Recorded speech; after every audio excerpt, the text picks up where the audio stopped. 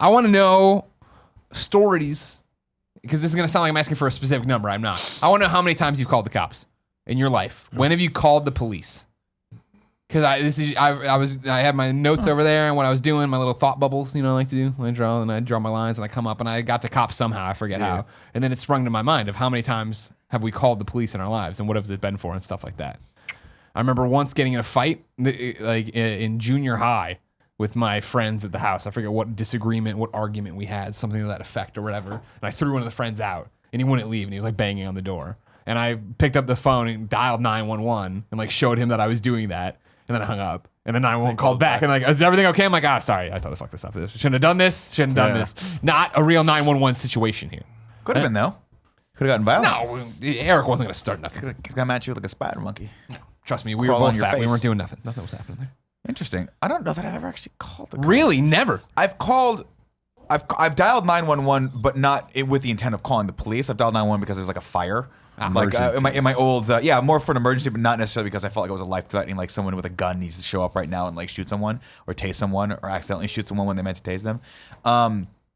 But like in my old apartment complex down in Garden Grove, there was a car that was smoking, so I called them. I was like, yo, that's like something, someone needs to come put this fucking potential blaze out. And then but I'll tell you, the people I call a lot are the noise police, though. Yeah, because that counts. That motherfucker. Yeah, non-emergency. Nick Scarpino. I hate everyone's fun. Now, for the record, I stand with Nick on this. I would think the calls I put into the police the most. Fuck your fun clips. The calls I put into the police the most are we got to shut something down. Now, I'll tell you what. Here's a pro tip from your friend Greg Miller, kids. You going to college? You gonna throw some parties? The college cops, right? You can just like City of Columbia. I'm not talking about MUPD, but Columbia Police Department. At least when I was there, maybe it's all changed now. Who knows? You read the tea leaves in your own neighborhood. They hate being babysitters. They hate the fact that this is what their job has become. They got to sit there and do it. So when you throw a party, underage kids drinking, it's great. You call in your own party, and they're super thrilled just to get there. I'm like, hey, here's what you do. Hey, was throwing this party. It was supposed to be a couple friends, got out of control. Can you come by and swing by? And they're like, oh, sure, no problem. They come by, they kick everybody out, they don't get mad at you. Did it tons of times. Only once did one of my friends almost get arrested, and that's because he was an idiot. He was shirtless. It was the same guy. You're telling me that underage kids drinking didn't handle a situation with college cops correctly? I know, right? It was that. This is the same guy who you've heard about in the GameOverGreggy show before, climbs the trees, tackles the deer. Same situation. We were at this party. We all have that one friend. We were at the party. It was way too late. I knew we were on the borderline of the cops coming. You know what I mean? They're coming regardless tonight. This party's out of control. So I called myself like, hey, this is happening. Can you come back? I might have had a class in the morning. I don't remember. And like, sure. They come. Everybody's chill. This one guy decides to shoot off his mouth as he walks off the porch. Officer stops him. He's like, what did you say? He's like, no, nothing. He's like, I think you did say something. What did you say? Says a little quip again. He's like, all right, that's it. You're under arrest. Now here's where information gets fuzzy. I'm just a small town lawyer, Colin. I don't know what's going to happen. But small town pizza lawyer. What happens is, in the foggy spot, the friend gets handcuffed and put into the back of the police car. Everyone else is leaving. I'm there. Officer comes back to me. I'm like, hey, like I'm the one who called, so I kind of feel bad if he ends up getting arrested for this. Like it was just a thing. He's drunk and stupid. We're saying he's like, well, you can't mouth off. I'm like, I know he can't mouth off cops. He's a good kid. Blah blah blah. He's like, all right, cool. You did this. You played by the rules. You do. I'll throw you one. I'll let him out of the car. I'm like, thank you so much, officer. Officer goes and opens the back door to the car, grabs him and pulls him out, and notices he's cuffed in front of him. The hands are in front of him, and the officer's like, I didn't cuff you that way. And the guy goes, oh, yeah, you did. He's like, no, I cuffed you behind your back. Yeah. Now, again, I just watched this People versus the O.J. Simpson thing. So how was it? It's great. I won't tell you how it ends. Physical evidence, doesn't mean anything anymore, it turns out. But if you look inside the cop car, the back seats are covered in mud. As if someone had been kicking their muddy feet trying to get the handcuffs in front of them. But I'm not a lawyer here. I don't know what's happening. So then he's back in the thing. He's arguing that the cops, when they did it, turned him around when they were talking to somebody. And the cop's like, I don't think that's what happened. But I'm just like, I don't know what's happening anymore. Put him back in the car. And I think they ended up just giving him a ticket for drunk and disorderly. Didn't take him away. But he still got in trouble for that. Just don't do that. Yeah. When cops show up and you're drunk and underage, it'd be like, it's cool. Sorry, my bad. Walk away from it. Yeah. Yeah. I mean, I'm with you. I feel like you should always, it's easier to ask for forgiveness than permission. Not true in a lot of cases like that. It's just like, if you just let people know that you're going to do something bad, they go into a panic. the Nick Scarpinos of the world can't handle it. If I was your neighbor and I were to knock on your door, hey, dude, we're going to throw a party, just letting you know, you'd be like, oh, hey, you know what? Totally cool. I'm totally cool with it, man. Then you close the door and be like, fuck, I don't know how to handle this and I hate everything. No, look, that's happened in my building, right? Like we have some neighbors in my building that literally like they threw a party. It wasn't even that loud of a party, and it was on Super Bowl Sunday, and it was done by 8. And then they came and gave us all cupcakes. We're like, hey guys, we're really sorry about the noise. Here's a bottle of wine and 4 cupcakes. And I was like, that's how you do it. Cool, I appreciate that. That's an adult showing another adult respect, saying like, look, we threw a party. We realize that it may have infringed on your peace and quiet. That's cool. I've had other neighbors though that are like just raging karaoke at 2:00 in the morning, while like everyone, it's weird. We have this like the way our apartment complex is set up is like some of the windows face each other all the way up, so you can kind of like scream back and forth at each other if you want, or talk to each other. It doesn't matter. It's like old school. Hey, Mom, I'm making a sauce. But these guys, this one couple knew they were moving out. And so for the last month, just threw a party like every fucking Friday and Saturday night, and had their friends back over, and they were like smoking cigarettes and just screaming. And it wasn't even karaoke. Journey was playing, and they were singing over Journey. So like karaoke is one thing, where like that guy really sucks. But when you hear the great vocals underneath it and the shitty vocals on it, and so people one by one were like, you can hear people knocking on their door, and they weren't answering. And then you heard people start getting irate, like, "Hey, can you guys please turn that off? We're trying to sleep." And then you heard me, and that's when it got bad. Because I was like, I'm either going to call the cops on these people, or I'm just going to start screaming, or both. I get to scream at them and then call the cops, which is what I did. But that's when you literally need someone who has the authority to kick a door down and arrest people. Because what the fuck, what am I supposed to do? Just sit there and listen to like people screaming and loud music at 4:00 in the morning? Because people don't give a fuck. Like, and that's the thing that pisses me off most, is I'm like, you shouldn't have to ever call the police on a neighbor. You should be able to have enough respect and a good enough relationship with the people that live around you, so that you knock on the door and say, hey guys, I understand. Absolutely. Parties happen, but can you please tone it down a little bit? I have a neighbor across the hall that I've had to do that multiple times. And finally it just got to a point where I'm like, I knocked on the door. I'm like, if this happens again, I'm not knocking on your door anymore. Like, I'm just going to call the police. Because they would have people over from the bars. They would just invite people over from the bars. And those guys had no idea who lived there. And they would walk up and down the hallway all day, smoking cigarettes, going out there, being loud as fuck, banging into my door and waking me up. And I'm like, dude, I'm like, this is not something that I should have to put up with. Yeah. And so I'm gonna come over to you and talk to you man to man, or man to woman in this case, because my neighbor's a female. And I was like, I'm gonna tell you this is how this is gonna go, and then I'm gonna give you one more warning, and then you're gonna get the Hulk, and the Hulk's gonna come with some of the fucking San Francisco Police Department's finest. And that's just gonna happen, man. Because at the end of the day, it's kind of like the law's on my side on this one, right? I'm not trying to be a dick, but I'm like, no, you're right. You're well within your rights. Like after 10 o'clock, that's the be cool time. You know what I mean? Like that's the disturbing the peace. That's that like, Ludacris knows the thing hey, let's just tread lightly on this. If you're gonna throw a party, like let's figure this out together. But like you've only got a little bit of latitude with me. And if the party's loud, fine. If I can barely hear it, cool. People drunkenly falling into my door and sounding like they're about to kick it open, I'm like, that's when I have to call the cops. I'm sorry. Do you guys see the videos going around on Reddit and everything, where it was like cops or like SWAT team trying to break into this house, and they have one of those like battering rams, yeah. And then the dude like gets up there and he's trying to do it, and the door just won't open, and he keeps going, then he like falls, and like it looks like it's like the cop's a fucking bumbling idiot that like doesn't know what the fuck he's doing. But then there's like a follow-up case where it's just like, actually the guy in the house knew that they were coming, so he put a bunch of fucking slippery shit on the front of the door, and then put hella shit against the door. Alone. Yeah, it was like this some Home Alone shit. So yeah, because like the video makes the cop look hella like an idiot, but I mean, no, there was a planned attack. I mean, I'm with That's you. dangerous. That could be assaulting a police officer. Yeah, I'm with you, Nick, in the sense that I get really irate and mad in public situations and in private situations where I say what you will about Colin Moriarty, and you can say many things about me, but I do try to go through life infringing as little as possible on anyone else in terms of noise, in terms of if I bump into you, I'm sorry. I'll hold the door for you. I'll do all those kinds of things. I try to live a quiet life. I'll play my music loud, but I'll do that at noon when I'm working out, or 10 o'clock in the morning. I'm not going to do that at any time, because I try. It's like you give a little and you get a little in that situation. And I'm with you. I feel angry for you, because if I were in those situations, I also would be irate, because it's like, dude, you're not hearing me. Yeah. So I don't need to fucking hear you. Like that's the kind of part of the social contract, basically. Like, we don't need to infringe on each other's things. Have a party, but have some limits to it or whatever. I mean, I'm with you. it sucks to have to call the cops to do mundane activities like that. Although I think that if a cop is working on a Friday night or a Saturday night, they understand that that's not most of what they're going to do. Yeah. But I do understand that because that strikes fear into me. Like where we live now, because our landlord's an old man and he lives above us, it's very quiet. Like I've taken that for granted because I remember living in places where I'm like, this is fucking insane. Like especially when I lived in Boston, it's fucking nuts. You know, and that brings me to I only remember 2 times I ever called the cops. There must have been more, but the one time that I called the cops, I was in college. I was at my girlfriend's place on St. Stephen Street in Boston, and there are homeless people in Boston, not quite as common as they are here because the city's fucking frigid, but there are lots of homeless people. And I was like, I don't know what the fuck I was doing. I was awake though. There was a disturbance outside she lived on the 2nd floor. And there was a disturbance on the street across the street, and there was like a hedgerow, and 2 cops pull up on this homeless guy. This is before I call the cops.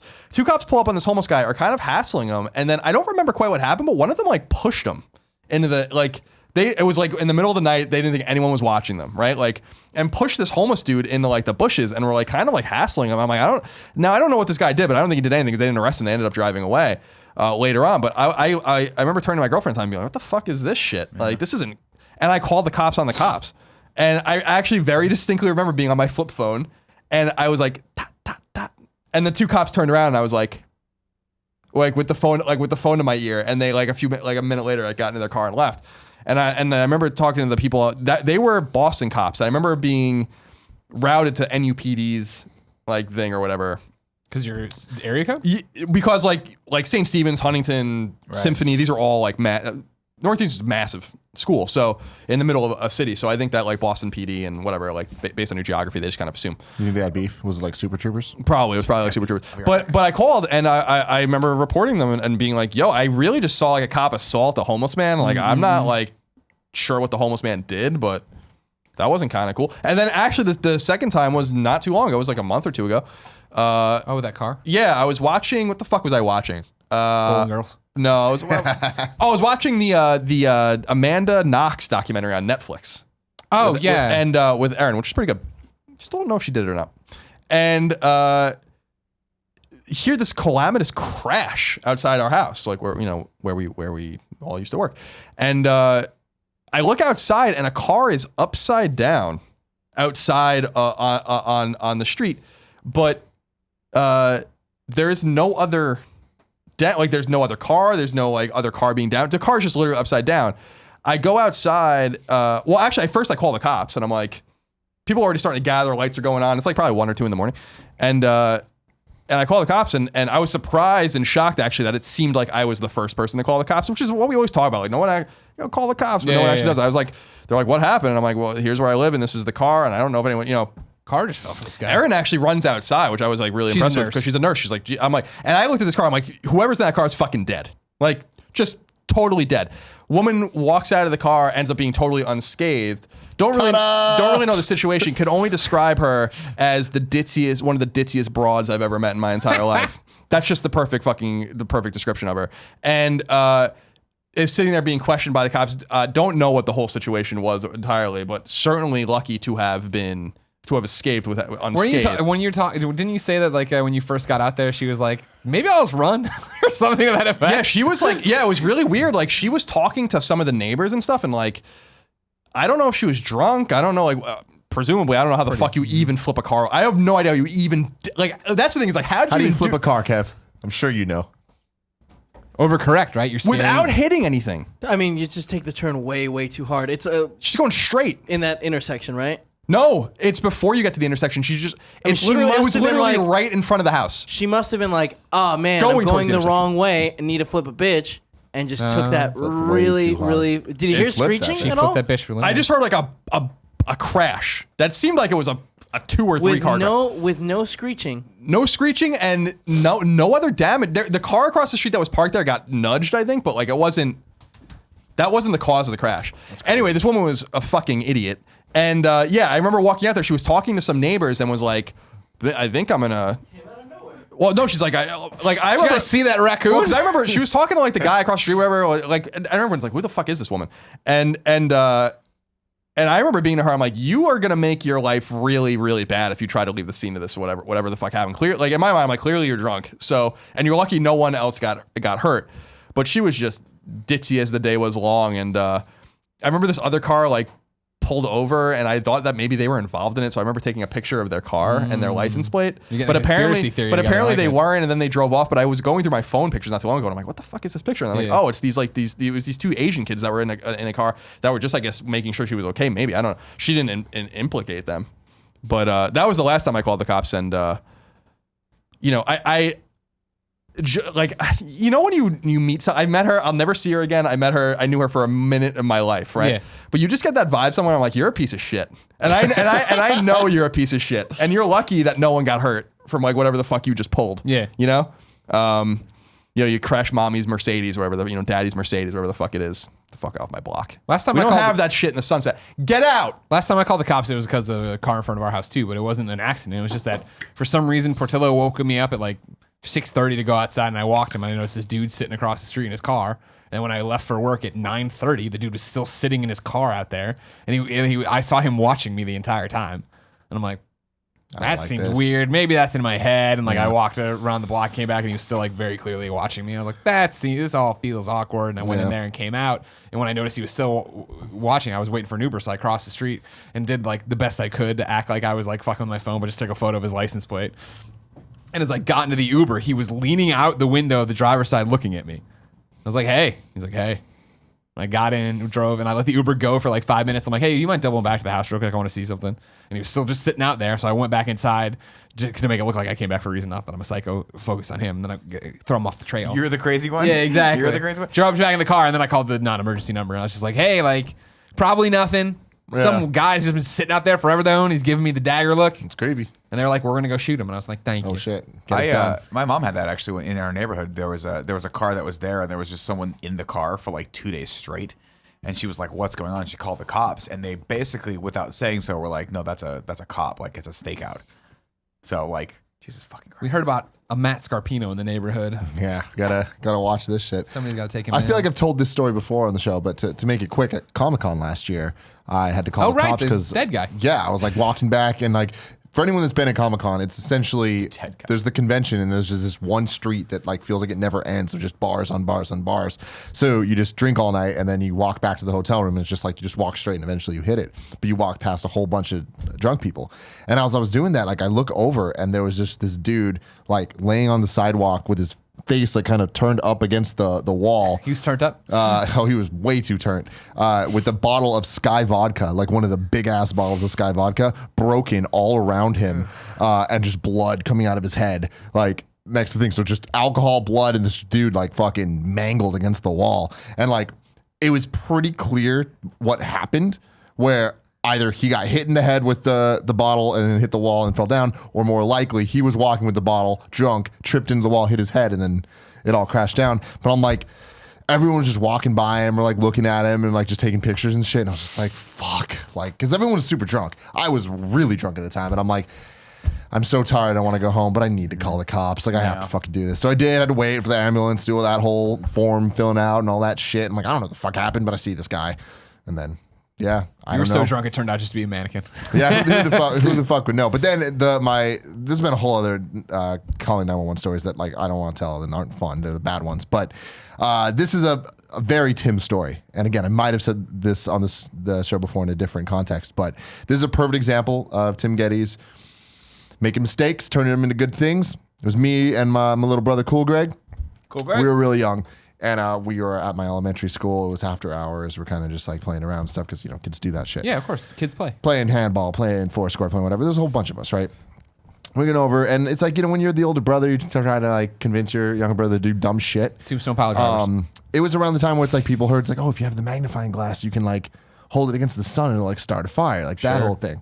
So my brother, he was like, oh, let's do it. I'm like, let's see if you can like light the shit on fire. He's like, yeah, cool. I'm going to try to do this. So he does it. And he just stands there. We're outside the school. Then all of a sudden that shit catches on fire. Then all of a sudden all the fucking, the wood of the whole thing outside the school lights on fire. We're like, holy shit. We're fucked. Like it was a blaze at this point. It was like, holy, like we're burning the school down. So we ran in, called 911 from the school. And the fire people came and like fixed it, and it was totally fine. But it could have been Sure, way yeah. worse. You could have just run away and the school burns down. Oh, if we ran away, it would have hit this other bush, and it would have been just fucking. Was there a moment where you guys were like this? Fire City. Should we just go? I mean, of course. Should we just run? Of course. I mean, I don't even remember how old I must have been. Maybe 8, and he was 6. Like we were little kids. Yeah. And I'll never forget it because we went in and it was obviously a whole thing, and like everyone was so thankful, like, oh my God, thank you guys for all this stuff. And they made a huge deal the next week at the school, and they brought us out and like gave us awards and like gave us little like necklaces with awards. Did no one ask how the fire like the started? end of New Hope or whatever. I don't know, but it was like, yeah, it was. I mean, honestly, that was the closest thing I've ever had to end of Star Wars moment. These boys stopped the fire they started. But like that's the thing is like every arsonist's dream. It's just like we saw a fire and we stopped it, so they awarded us. And did you ever tell them you started it? No. Fuck no. Okay. No. I don't even remember if they asked. I was gonna say yes. Okay. But the thing was, we played at the school all the time, so it's like if anyone were to call to stop the fire, it would be the guys that are now. there. Is there ever a moment between you and privacy when this is all happening where you're like, "Fuck, we got to come clean"? Somebody's gonna put it together. I mean, there was a magnifying glass found at the scene. If you know me, like I'm definitely like worried about that type of stuff, but I'm also super schemy in the way where it's like we never talk about this again, especially not on a podcast. Sure. You know? Yeah. So well, I mean, I'm sure at at this point the statute of limitations up on. Yeah. It's only 7 years. Missing that limb. If you're out there, I'm fine. sorry. Didn't mean to lie to you. You're such a nice lady. She's like, I fucking knew it. I knew it. I Turns couldn't- around the fucking map on a wall. The fucking lens. Why was there a magnifying glass there? We had just taught it to them in class. I can't get them on the physical evidence, but I will. There's got to be a way. It's a fucking hunch. Oh my God, yeah, I like You've that. come unraveled. Starting your own crime and then turn yourself in. I guess that was the same thing for my parties though. Yeah. Don't be a dumb kid. No. It's the moral of that story. Yeah, But if you do, you might win an award. Yeah. Turn yourself in. That's what you got to do. The party stuff I totally understand, by the way. I don't want to make it sound like I was born a curmudgeon. I used to be that guy. So like Well, I mean, there's a we were all at that point where we're like, there's a place and a time for it. Again, in like your 20s. I think we did maybe with Sean one of the exclusives. I know I've told the stories of writing the police report, reporting that officer that was like a dick to us about the keg tag and all that. I mean, like again, now on the other side of all that, I'm just like, what? What an This asshole, poor man. fucking guy's just trying to do his job. His guy's like, don't let them party. He tries to stop his party, and I file like a 15-page cop report on him. It's like, Yeah, my upstairs, like neighbors, I don't know what you would call them. They listen to music pretty loudly at many hours of the day and night, but it doesn't bother me because they usually listening to Collision Course just on repeat. Okay. And I'm just like, I'm super down for this. Like they listen to the most random That's so shit. It'll be weird. like Collision Course and then Burn by Usher, and then Tell Me When to Go by E40. And I'm like, this is like the best little weird time capsule of all time. That's not, dude. My upstairs neighbor has decided to start playing music at odd hours as well. Now we can't hear him in the bedroom, so we don't like. It's not worth worrying. But it's like Cool in the Gang. It's like weird, fucking like. I'm like, you have the worst taste in music. It's very strange. But the thing with that though is like, again, then the onus is on you. You walk up there, you're not gonna throw. Like, hey, I'm into it though. And I don't more care. often than not, your neighbors are like, oh shit, I didn't even think about that. I didn't know you could hear the music. I'm so sorry about that. It's when they know and they don't give a fuck. That's when you have to get a little crazy. Mm-hmm.